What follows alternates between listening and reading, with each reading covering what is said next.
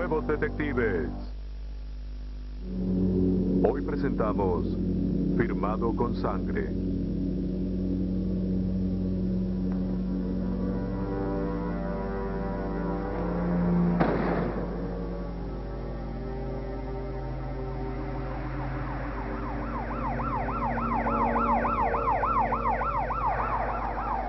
En Minneapolis, Minnesota, el 6 de febrero de 1995, la policía respondió a una llamada de emergencia.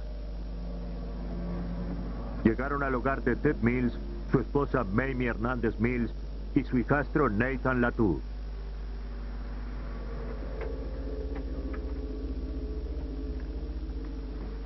Mamie y Nathan regresaron a su hogar de una consulta con el dentista y encontraron a Ted Mills muerto y a la casa saqueada.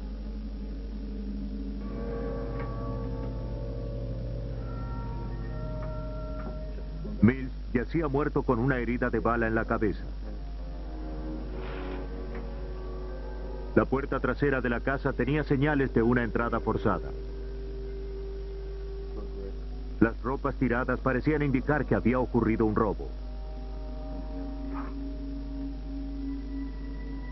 32018 especial, necesito respuesta de un supervisor. La policía encontró una nota. Alguien estuvo revisando las cosas. Escrita sobre un trozo de papel amarillo rayado decía: esto es por nuestro amigo que enviaste a la cárcel. Descansa en paz. Descansa en paz. Era una prueba que hablaría mucho, no solo por las palabras de la nota, sino por su papel y su tinta.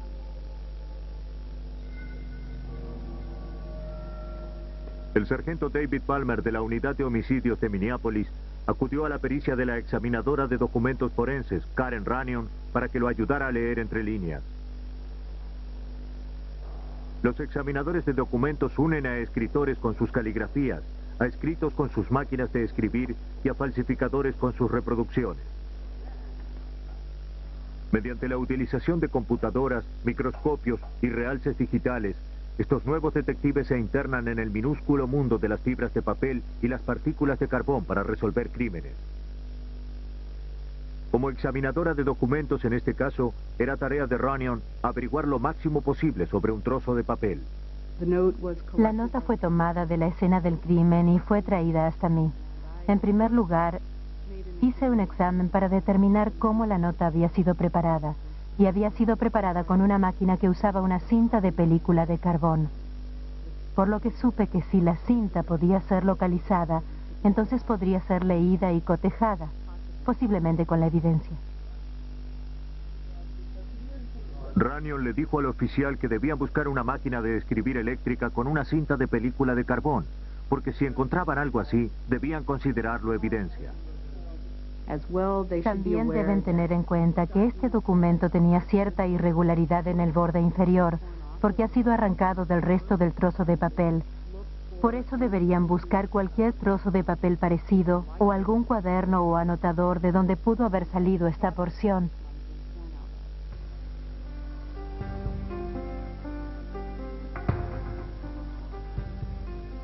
Mientras que Runyon se concentraba en la nota, la policía cuestionaba a la esposa e hijastro de la víctima. Según Mamie y Nathan, ellos estaban en el consultorio del dentista cuando ocurrió el homicidio. Llamaron desde la oficina del dentista, pero no hubo respuesta. ¿Podemos usar su teléfono? Ted debería haber contestado el teléfono, pero pensaron que estaba profundamente dormido, ya que trabajaba de noche y dormía durante el día. La nota sugería que el asesinato y el robo eran una venganza por un anterior intento de hurto en la casa de la víctima que él mismo había frustrado. Mills había contribuido a que el ladrón fuera a la cárcel. ¿Y bien que descubrieron? ¿Hay algo? El sargento Palmer creyó la historia en un principio, aunque las semillas de la duda comenzaron a brotar. Pues había elementos verdaderos que no podíamos descartar, pero nuestra experiencia nos dice que en general los ladrones no suelen regresar para matar a alguien que ha hecho una identificación en su contra. Durante el interrogatorio que la policía filmó en video, Nathan le dijo a la policía que había visto una pistola al lado del cadáver de Mills, pero ellos no pudieron encontrarla. No hay nada por aquí. Se sentían escépticos. Ciertos detalles no encajaban con la historia de Latú.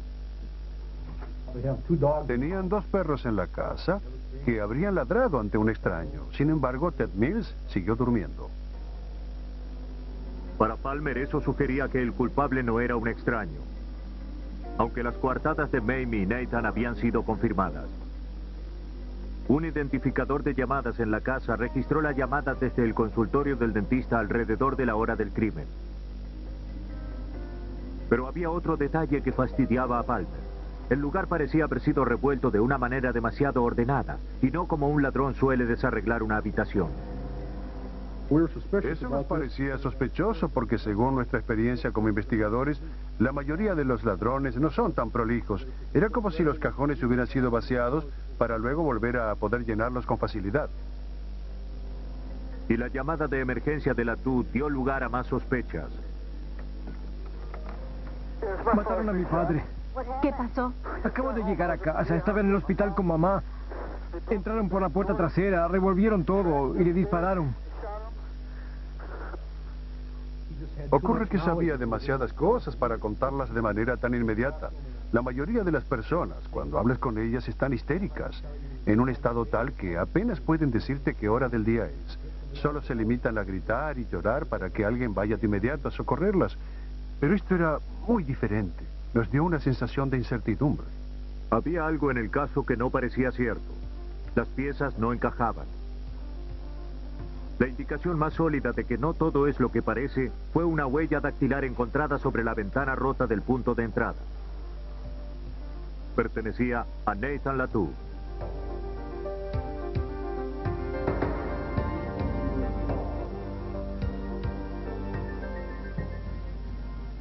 Ante la evidencia de las huellas dactilares, Nathan Latú admitió su participación en el asesinato. Días antes del crimen, Latú dijo que su madre le había pedido que escribiera con letras de imprenta las frases que estaban en la nota que encontraron al lado del cadáver. Ahora los investigadores tenían razones para creer que Mamie Hernández Mills había escrito la nota a máquina. ¿Pero cómo? Ella dijo no saber leer ni escribir en inglés, y en la casa no había ninguna máquina de escribir. La policía tenía que encontrar la máquina usada para escribir la nota. Ahora que Nathan había implicado a Mamie, Runyon y los investigadores comenzaron a focalizar su búsqueda. Recordaron que Hernández Mills trabajaba limpiando casas ajenas. La policía decidió buscar una máquina de escribir en las últimas casas donde ella había trabajado.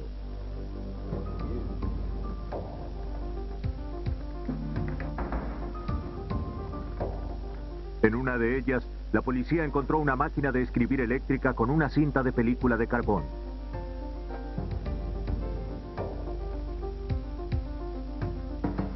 Las últimas palabras de la nota eran claramente visibles. También encontraron varios anotadores amarillos con un papel similar al de la nota. La cinta fue llevada al laboratorio de Karen Runyon para su análisis. Ella se alegró al ver que el cartucho aún seguía dentro de la máquina. Si la cinta hubiera sido usada y desechada, el caso habría sido aún más complicado. Para confirmar que la cinta contenía el texto completo de la nota, abrió con cuidado el cartucho. Quité la cinta del cartucho y luego la estudié en su totalidad, empezando por la frase final que vimos sobre la cinta en cuanto la sacamos de la máquina. Fui hacia atrás desde allí y transcribí todo lo que estaba escrito sobre ella. Runyon descubrió que la nota había sido escrita 3 veces, lo que probaba que quien la había escrito sabía muy poco sobre cómo usar esa máquina. Las primeras 2 veces que escribieron había errores de ortografía, y quien lo hizo no debe de haberse dado cuenta de que había un elemento de corrección en la máquina. Por eso empezó de nuevo. Runyon comparó las fibras que habían sido transferidas del papel a la cinta. Cuando el carbón se desprende de la cinta y pasa al documento, las fibras de papel se adhieren a esa cinta de mylar que se encuentra dentro del cartucho de la cinta, y las fibras de papel permanecen sobre la cinta misma. Al comparar las fibras adheridas a la cinta con aquellas sobre la nota, Runyon llegó a la conclusión de que la nota había sido escrita con esa cinta. Se leen las fibras como una huella dactilar. Las fibras tienen un patrón irregular y se han adherido a esta cinta siguiendo ese mismo patrón que tenían sobre el papel en el que estaban. Con la ayuda de Karen Runyon, la sórdida historia oculta dentro del cartucho plástico comenzó a develarse. Karen Runyon había relacionado la nota con la máquina de escribir, y la policía relacionó la máquina con Mamie Hernández Mills. Pero aún faltaba contar el resto de la historia. El sargento Palmer tenía que determinar cuál había sido el rol de Mamie en el crimen y el motivo para cometerlo. Continuó presionando a Nathan Latou en busca de más detalles. Dijo que su madre había traído el arma que pertenecía a su esposo del armario de arriba y que había entrado y lo asesinó mientras estaba tendido en la cama durmiendo. Luego, confesó haber tomado la escopeta que había usado para el asesinato y haberla llevado al sótano para luego esconderla en un cuarto que había allí cerca de donde él dormía. Nathan luego nos contó a mí y a mi socio lo que queríamos escuchar, que él y su madre fueron responsables por la muerte de Ted Mills. Nathan Latou juró, sin embargo, no haber jalado el gatillo. Cuando la presión del interrogatorio comenzó a acumularse, Mamie se volvió en contra de su hijo, al igual que Nathan lo había hecho con ella. Tuvo para cometerlo. Continuó presionando a Nathan Latou en busca de más detalles. Dijo que Nathan Latou volvió a derrumbarse. Había estado guardando el mayor secreto de todos. Él y su madre tenían una relación incestuosa. Mamie Hernández Mills se había reunido hacía poco tiempo con su hijo Nathan Latou, de 21 años, a quien había dado en adopción años atrás. Ahora Mamie estaba ejerciendo una profunda influencia sobre su hijo. La policía usó esa influencia como elemento de presión para obtener una confesión de Latou. Lo que hicimos fue usarlo y decirle, tu madre te obligó a hacerlo porque ella es fuerte y controladora como persona, ¿verdad? En esta relación, la madre controla al hijo. Finalmente, Latou resolvió atestiguar en contra de su madre a cambio de una reducción en los cargos de asesinato en segundo grado. También los investigadores descubrieron que Mills tenía un seguro de vida a través de su trabajo y que Mamie había llamado para reclamarlo luego de su muerte.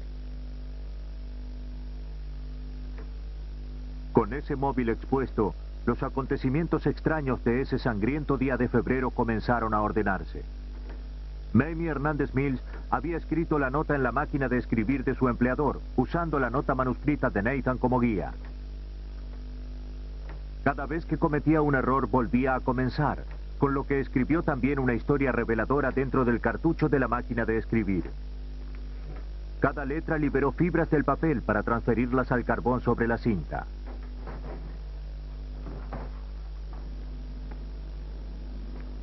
Nathan Latou fingió un robo en la casa, similar al que había ocurrido meses antes, pero dejó una huella dactilar acusadora.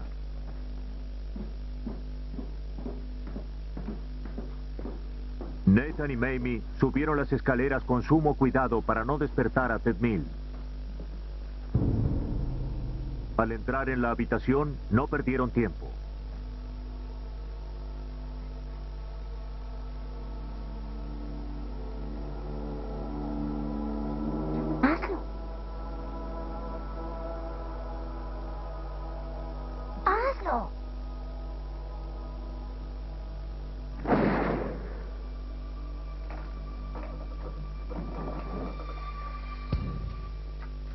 Después de matar a Mills, ambos fingieron un robo. Mamie dejó una nota para que los investigadores pensaran en un intruso vengativo que jamás había existido. Luego, madre e hijo fueron al hospital para asistir a una consulta odontológica. ¿Podemos usar su teléfono? Desde allí usaron un teléfono para llamar a su casa, sabiendo que quedaría un registro en la unidad de llamadas. Esto fue la base de su coartada. No responde. Cuelga. Al regresar a casa, Nathan hizo la llamada de emergencia a la policía. Más tarde dijo a los investigadores que había escondido el arma homicida dentro de un tubo que luego había enterrado detrás de un árbol. En la corte declaró en contra de su madre a cambio de una reducción en su sentencia.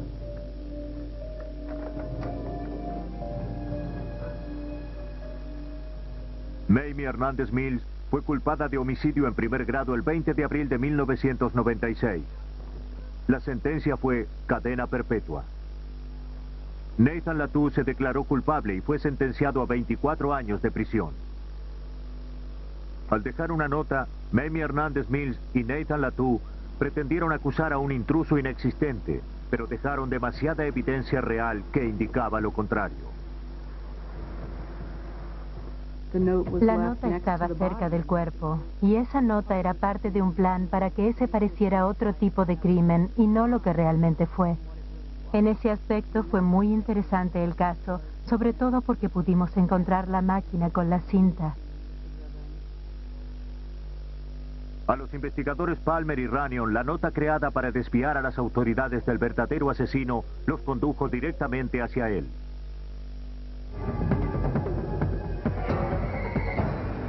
Los nuevos detectives.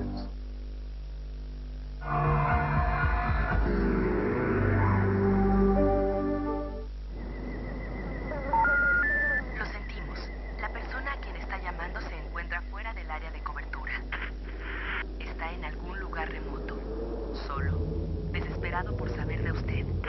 El destino de su negocio depende de lo que necesita decirle. Por favor, intente su llamada más tarde. Ya viene Iridium.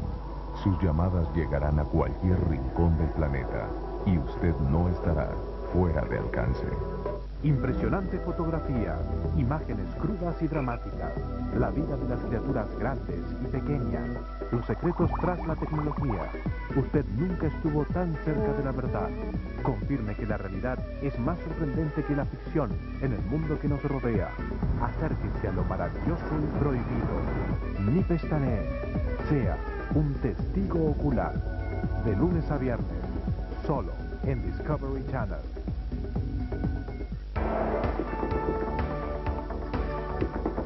Hay algunas cosas que no se puede dar el lujo de perder, como Discovery News.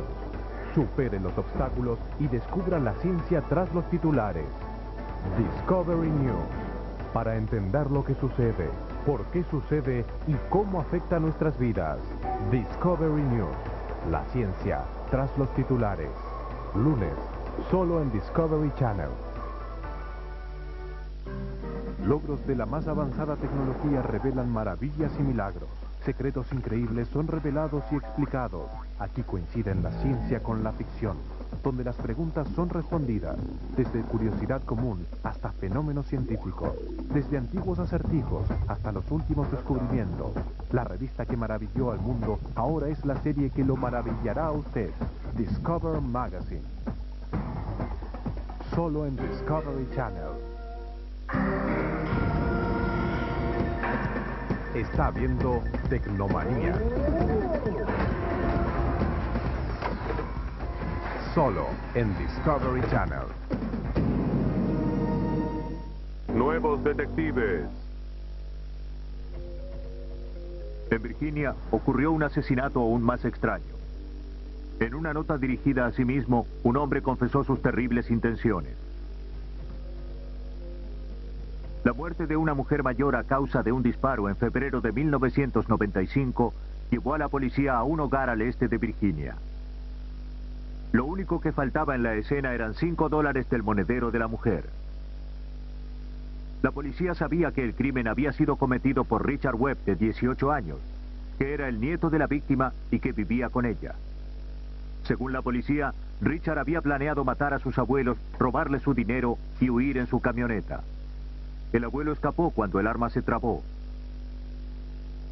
Al no poder encontrar las llaves de la camioneta, Richard Webb escapó a pie y fue capturado poco tiempo después. Webb era culpable, pero aún faltaba determinar el grado de su culpabilidad. Si la policía estaba en lo cierto y Richard había planeado el asesinato con intento de robo, sería culpable de homicidio en primer grado. Pero si había matado en un impulso repentino y violento, era probable que recibiera cargos menores. Era el deber de la policía determinar las intenciones del asesino. Mientras registraban la habitación de Richard, la policía encontró una pista importante en un trozo de cartón. Sobre él había una lista de cosas que hacer. Entre cosas mundanas como jugar pool y ver película, estaba el factor número 8, que simplemente decía matar. Después de eso decía buscar dinero y partir. La lista parecía una sólida evidencia de que Webb había planeado sus crímenes. Llegó a manos de Michael Moore, examinador de documentos de la División de Ciencia Forense de Virginia en Richmond.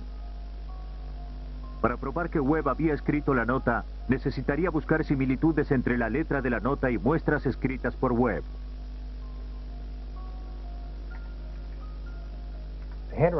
La identificación de la letra se basa en la premisa de que la caligrafía contiene ciertas cualidades y rasgos que son suficientemente personales como para servir de base para identificar a quien lo escribió.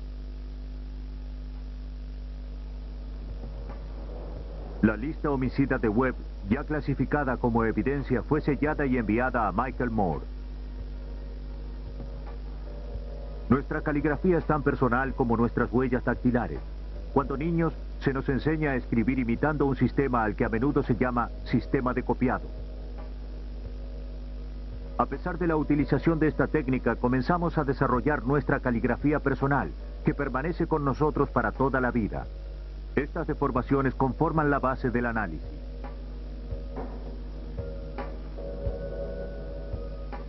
Al examinar un documento, Moore observa la velocidad, destreza, inclinación y altura, proporción y aspecto general de la escritura.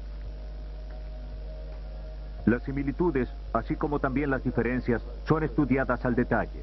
Ciertas combinaciones de características son lo que Moore busca identificar. ¿Hay muestras de aptitud para escribir sobre la línea? ¿Hay paradas y comienzos inusuales? ¿Hay parches o retoques? ¿Hay comienzos bruscos y trazos de final? Moore se dispuso a trabajar, aplicando un proceso de 3 pasos al examen de la escritura. Supo desde un principio que se trataba de un caso desafiante. En la primera fase, se ocupó estrictamente de la superficie de escritura. Moore notó que algo había sido rasgado de la faz del cartón, lo que dejaba asomar las capas internas. Cualquier escritura sobre estas capas se vería distorsionada por la superficie áspera. Las porciones de este particular trozo de cartón son tan ásperas que se dificulta escribir sobre ellas. Y había sobreescrituras. Ya saben, me refiero a que la persona que la usó tuvo que escribir varias veces para poder tener una imagen visible. El pegamento adherido al cartón interfirió con el movimiento de la lapicera. Moore tuvo que sumar ese factor a su análisis. La primera fase del examen demostró que los bordes ásperos y el pegamento pudieron haber afectado la forma de las letras. En el punto número 2, la primera letra de la palabra quedó deformada en el lugar en que la lapicera tocó el pegamento.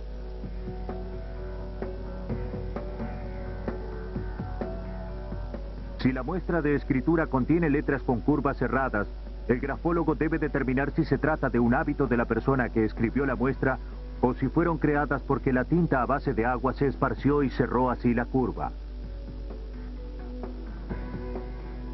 Estas variaciones en la superficie de la escritura pueden hacer que las letras se desvíen de la caligrafía normal del autor, lo que dificulta su análisis.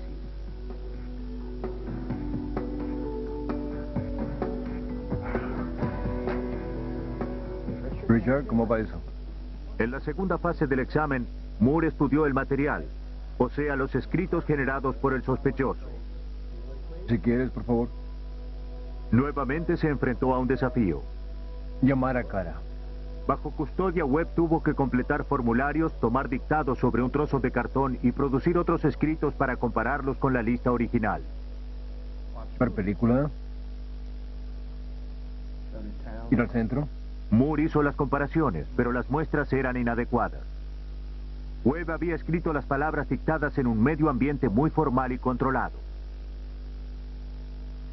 Matar. La lista original, sin duda alguna, había sido escrita bajo condiciones muy diferentes. Ambos escritos apenas se parecían entre sí. Moore podía decir que tenía razones para creer que Webb había escrito la lista, aunque no podía estar del todo seguro. Para llegar a una conclusión más certera, necesitaba ver más escritos de Webb. Le pidió escritos adicionales de Webb al detective. Como algunos factores, por ejemplo, la posición del cuerpo y las superficies sobre las que uno escribe afectan la caligrafía, pidió muestras realizadas bajo una gran variedad de circunstancias.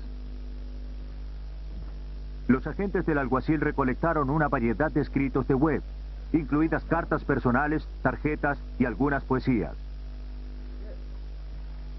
Webb había escrito las muestras durante un periodo de tiempo, de modo que mostraban una amplia gama de estilos de escritura.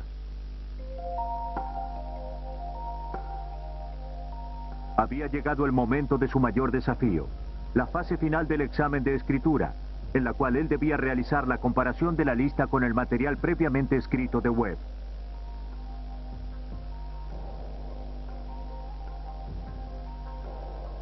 Para presentarlo en la corte, usó una ampliación en blanco y negro de la lista. Los rasgos y características usados para identificar la caligrafía toman variadas formas. Algunas son obvias, otras son sutiles. En la lista de cartón, Moore notó que el tamaño relativo de los números y las letras mayúsculas era el mismo. El número 1 era más alto que la letra C mayúscula en la primera palabra. El número 2 también era más alto que la letra W mayúscula en el segundo ítem. Moore encontró que este mismo hábito se reflejaba en los escritos anteriores de Richard Webb. La importancia de la tendencia natural de Webb a variar su escritura representaba un problema para Moore. Tenía que tomar en cuenta la inclinación de Webb de escribir la letra R levemente distinta cada vez. En el punto número 1, la letra comenzaba hacia la izquierda del centro y luego continuaba para formar una porción superior redondeada. En el punto 9, esa misma letra R mayúscula también comenzaba hacia la izquierda del centro, pero la porción superior era plana. Moore reconoció las mismas variaciones de la letra R en los escritos anteriores de Webb. Coincidían exactamente con las variaciones encontradas sobre la lista escrita en el cartón. La combinación de estos rasgos condujeron a Moore hasta una sola conclusión. Pudo afirmar con certeza que Richard Webb era la persona que había escrito la lista sobre el cartón y por consiguiente que el crimen había sido premeditado.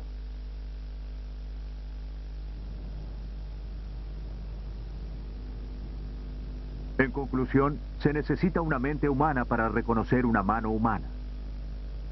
Mientras que las computadoras ayudan a resolver más crímenes día tras día, Michael Moore siente que su trabajo está asegurado. Las computadoras son útiles en algunas áreas de exámenes de documentación forense, aunque realmente no son aplicables a la comparación de caligrafía por el solo hecho de que no tienen manera, en primer lugar, de medir la relativa individualidad de la firma en cuestión. Aunque se examinaran por computadora 20 variaciones de una misma firma, esta no podría identificar una 21ª firma, aunque proviniera de la misma persona. Las computadoras no tienen la habilidad para juzgar la gama de variaciones ni las circunstancias bajo las cuales se han realizado los escritos. Las computadoras pues no pueden hoy, las que tenemos hoy en el mercado, no son capaces de hacer lo que el humano sí puede hacer. Al enfrentarse con las pruebas de Moore, Richard Webb se declaró culpable y fue condenado a cadena perpetua por homicidio.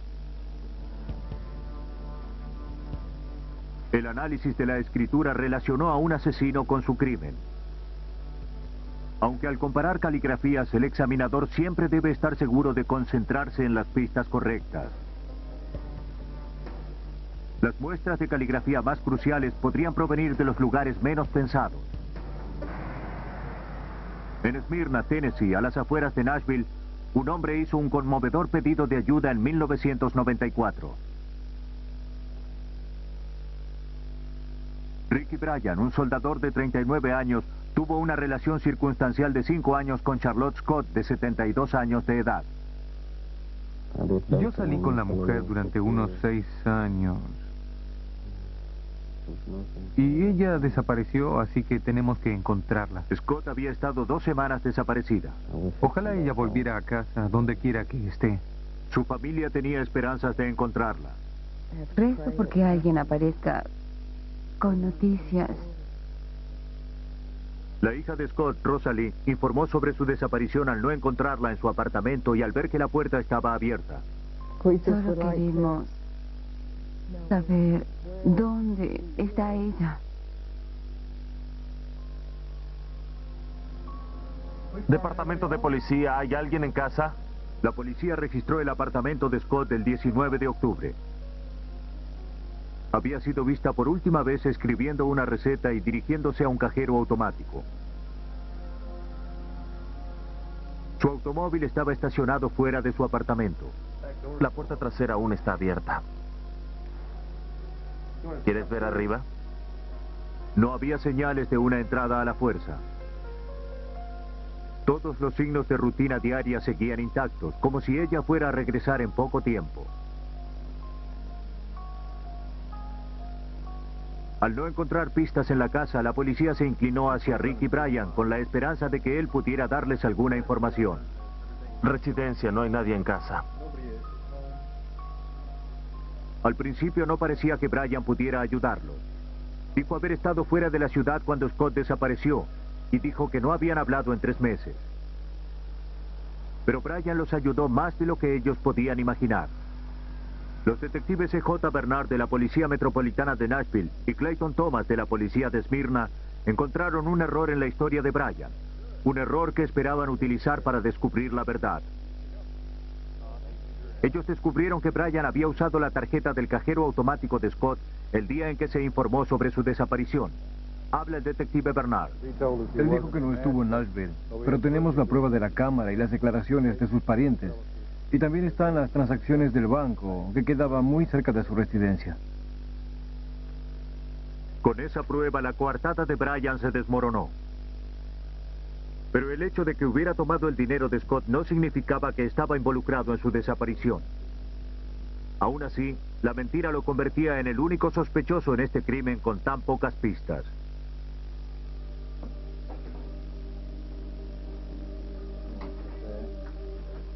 Luego de haber fracasado en la prueba del polígrafo, la policía obtuvo una orden de allanamiento para registrar su casa.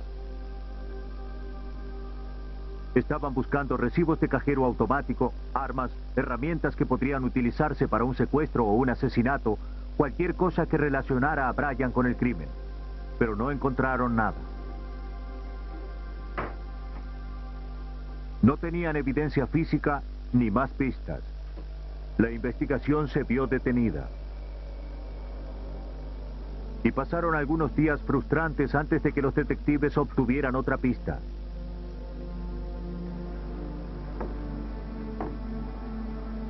Luego aparecieron algunos miembros de la familia de Bryan y le dijeron a la policía que éste había contado una historia increíble. Nada allí abajo. Según Ricky Bryan, Charlotte Scott había sido asesinada por una pandilla en un lugar donde la pareja solía encontrarse. Ricky se había alejado unos minutos y al regresar Charlotte ya estaba muerta. Él sabía que la historia sonaba absurda y no tenía testigos para probar que no estaba involucrado. Por eso decidió enterrar el cadáver en un pozo y negar que sabía lo ocurrido con ella. En un aspecto la policía estaba de acuerdo con él. La historia era absurda. Pero ¿por qué inventaría semejante historia a menos que realmente hubiera enterrado a Charlotte Scott? Si el extraño cuento era su manera de desviar la culpabilidad de su propia persona, tuvo el efecto contrario. La policía tenía ahora motivos para sospechar que Charlotte Scott había sido asesinada y que Ricky Bryan lo había hecho, aunque aún no tenían ninguna evidencia. Cuando la policía lo interrogó sobre la historia, él negó haberla contado jamás. Aún así, la historia era la única pista que tenían. Comenzaron a buscar el cadáver enterrado. A pesar de las largas horas y de la utilización de perros especialmente entrenados, no encontraron nada.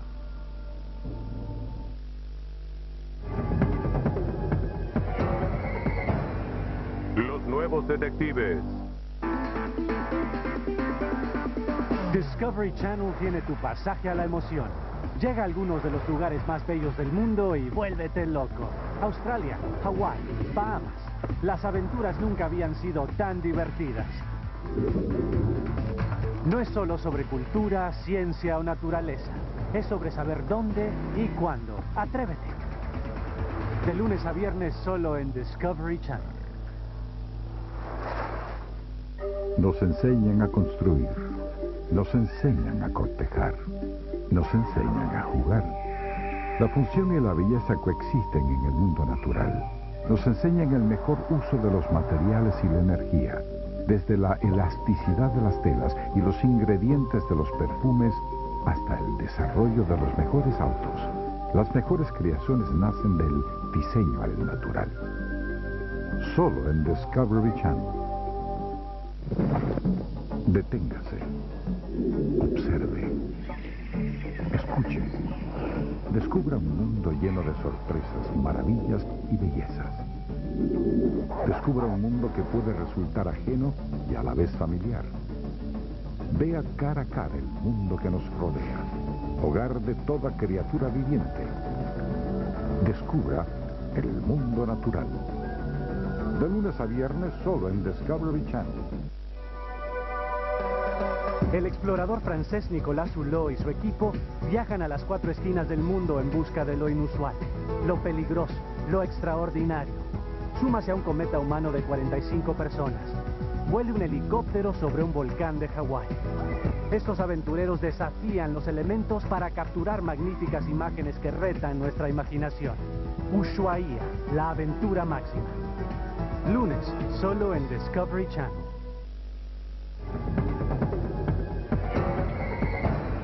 Los nuevos detectives. Los investigadores se basan en su destreza, astucia y suerte para descubrir evidencias en los casos criminales. En el caso de la investigación criminal de Charlotte Scott, la clave apareció con Michael Thompson, sobrino de Ricky Bryan. Thompson se ofreció para hablar con Bryan y con suerte poder averiguar dónde estaba el cadáver de la víctima. Hola, adelante. Gracias. La policía le dijo a Michael Thompson que apreciaría cualquier información que pudiera averiguar. El 5 de noviembre de 1994, Thompson fue a visitar a su tío. Bryan estaba muy paranoico. Estaba convencido de que en su casa había micrófonos y que la policía vigilaba todos sus movimientos. Luego de palpar a su sobrino en busca de micrófonos, Bryan y Thompson comenzaron un diálogo ficticio con la intención de enmascarar el verdadero tema de conversación. Necesito tu ayuda. Bryan necesitaba recuperar una pala y un rastrillo que había enterrado en el bosque junto al cadáver de Scott. Aquí estaba su confesión, pero no estaba dispuesto a decirlo en voz alta. En lugar de hacerlo, lo escribió en una libreta. Te diré dónde está.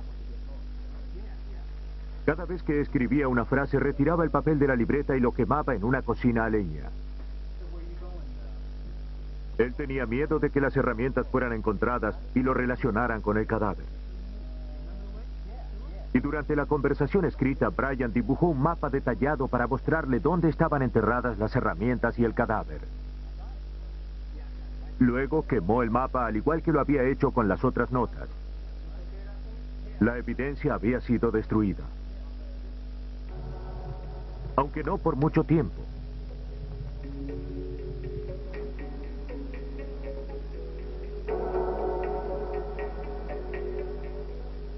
Al salir de la casa de Bryan, Michael Thompson llamó de inmediato a la policía. Siguieron las instrucciones que él había memorizado del mapa dibujado por su tío, lo que los llevó a una hondonada en el bosque. Allí encontraron el cadáver. 327, sargento. Sin duda, es ella. 327.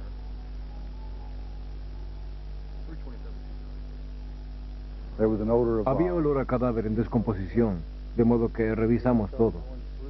Había muchos escombros y quitamos los desechos y en un momento el detective Thomas encontró un pie que pertenecía a la víctima. 389-3. Los restos estaban tan aplastados y mutilados que eran imposibles de reconocer. Con la ayuda de una unidad de identificación, los detectives Thomas y Bernard recuperaron e identificaron el cadáver de Charlotte Scott. Había pasado casi un mes desde su desaparición. El caso había estado estancado durante varias semanas, mientras los investigadores trataban en vano de incriminar a Ricky Bryan. Pero ahora podían seguir adelante. Habían encontrado a Charlotte Scott, y la extraña historia de Ricky Bryan sobre cómo había enterrado el cadáver los había llevado a su descubrimiento. La policía tenía lo necesario para arrestar a Ricky Bryan, pero no lo suficiente como para encarcelarlo. Necesitaban evidencia sólida que comprobara que Bryan sabía dónde estaba enterrado el cadáver. El testimonio de su sobrino quizás no sería suficiente como para convencer a un jurado. Por eso necesitaban la libreta en la que había dibujado el mapa. El mapa en sí mismo era irrecuperable, pero si conseguían encontrar la libreta, quizás las páginas siguientes tendrían una leve impresión para probar que Bryan tenía un conocimiento total del asesinato. Una vez más, la familia de Bryan ayudó a la policía llevándole al detective Thomas la pista que tanto buscaba. En diciembre, el hermano de Ricky Bryan estaba limpiando la casa en la que Ricky vivía y encontró una libreta. Esa libreta de inmediato pasó a mis manos. Al observar esa libreta, pude ver impresiones donde alguien había escrito algo. Las impresiones leves desafiaron todo esfuerzo de ser leídas. Pero Thomas estaba convencido de que podían convertirse en evidencia sólida si solo podían hacerlas legibles. Para ello dependían del laboratorio forense del Servicio Postal de los Estados Unidos en Memphis, Tennessee. Allí examinan más de 17,000 documentos cada año, por lo que se trata de uno de los más atareados centros de evaluación de documentos en los Estados Unidos. El laboratorio está equipado con todo lo relacionado con la tinta y el papel. Pueden recuperar escritos que han sido borrados y hasta iluminar firmas que han sido garabateadas. Un aparato con una luz infrarroja llamado criminoscopio hace invisible algunas tintas y fluorescente a otras, revelando así escritos ocultos. El laboratorio usualmente examina documentos relacionados con delitos fraudulentos, como robos de tarjetas de crédito, falsificaciones y reproducciones. Ocasionalmente asiste en investigaciones criminales graves, especialmente en casos de homicidio. El analista de documentos forenses Grant Perry ha trabajado en el laboratorio durante 18 años. El servicio postal normalmente no se involucra en los casos policiales. Nuestra principal responsabilidad es asistir a los inspectores postales en la investigación. Les proporcionamos pericia forense en el área de huellas dactilares o examen de documentos. Sin embargo, en algunos casos como este, donde se ha cometido un brutal crimen, les ofrecemos nuestra colaboración. Grant, lo que tengo aquí es una libreta. En noviembre de 1994, el detective Thomas le trajo al analista de documentos forenses Grant Perry la libreta que usó Ricky Bryan. El mapa original estaba aquí. Si estas hojas aparentemente blancas decidían develar sus secretos, Thomas tendría la evidencia necesaria para condenar a un asesino. Podríamos hacerlo. Dependería de Sperry y del laboratorio postal ahora descifrar las leves impresiones que aparecían en la página. A estos surcos reveladores se los llama escritura bajo relieve. Se van grabando sobre una hoja en blanco mientras se escribe sobre la página anterior. ¿Podrían las fantasmagóricas impresiones en la libreta contar la historia del asesinato de Charlotte Scott? ¿Alcanzarían para condenar a Ricky Bryan?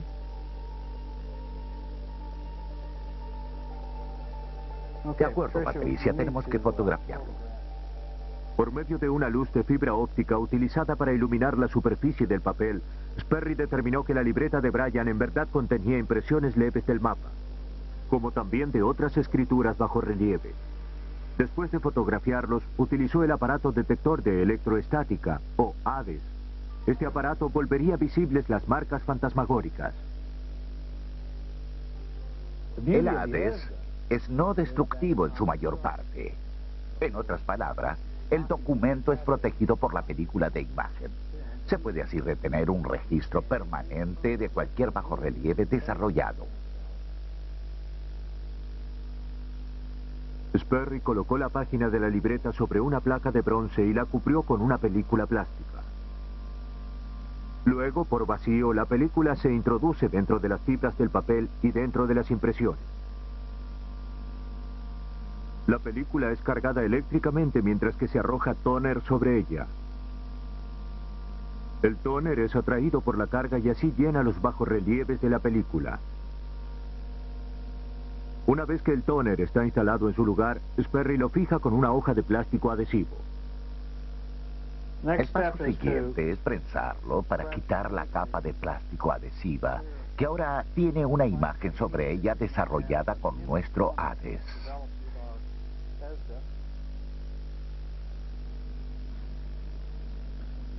Y cortamos esta imagen hasta su tamaño original para retirar el exceso de plástico. Antes de separar la película plástica, Sperry lo alisó para retirar cualquier burbuja de aire. Un solo documento puede pasar por el proceso de Hades entre 5 y 10 veces para exponer cada matiz. ¿Ven? Aquí tenemos palabras que parecen no tener que ver. De ser necesario, la película puede ser ingresada dentro de una computadora para realzar y separar las imágenes. En este caso, la marca del mapa era tan fuerte que Sperry pudo leerlo con una lupa. Es legible. Creo que es suficiente. Thomas y Sperry estaban complacidos con la calidad de la marca y con la cantidad de escritos que volvieron a aparecer. El Hades reveló cada detalle del mapa dibujado y no quedaron dudas respecto de hacia dónde los conducía. Una flecha dibujada en esta pequeña área con un círculo, ¿eso significa algo? Sí, esta debe ser la avenida industrial, y luego la ruta y la hondonada. ¿Qué cosa? Donde estaba el cadáver enterrado. Además, tenemos las palabras pala y rastrillo a un costado. En su mapa, Bryan usó detalles específicos para describir dónde había enterrado a su víctima. Esa era la evidencia que los detectives estaban buscando. Una vez obtenida una imagen clara del mapa, Sperry comparó la escritura con muestras de la caligrafía de Ricky Bryan. La caligrafía sobre el mapa coincidía con las muestras que tenían de la letra de Ricky Bryan.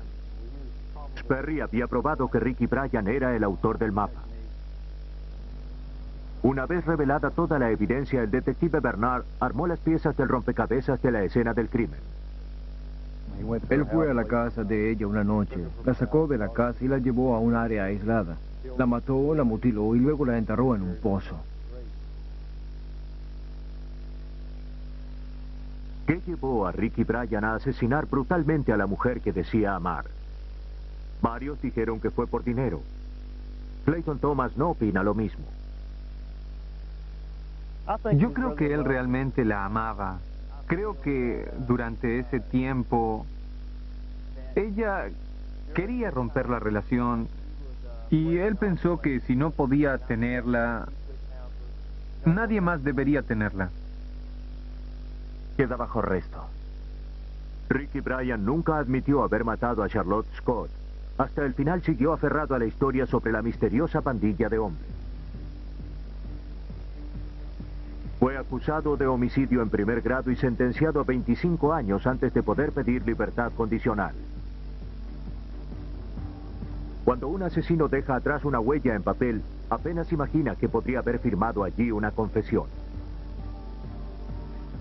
Cada documento cuenta dos historias. Una es la que el autor quiso contar y que cualquiera puede leer. Pero la otra es una historia secreta que algunas veces oculta una terrible verdad. Los examinadores de documentos nos cuentan ambas historias en busca de una verdad indeleble detrás del lápiz y el papel.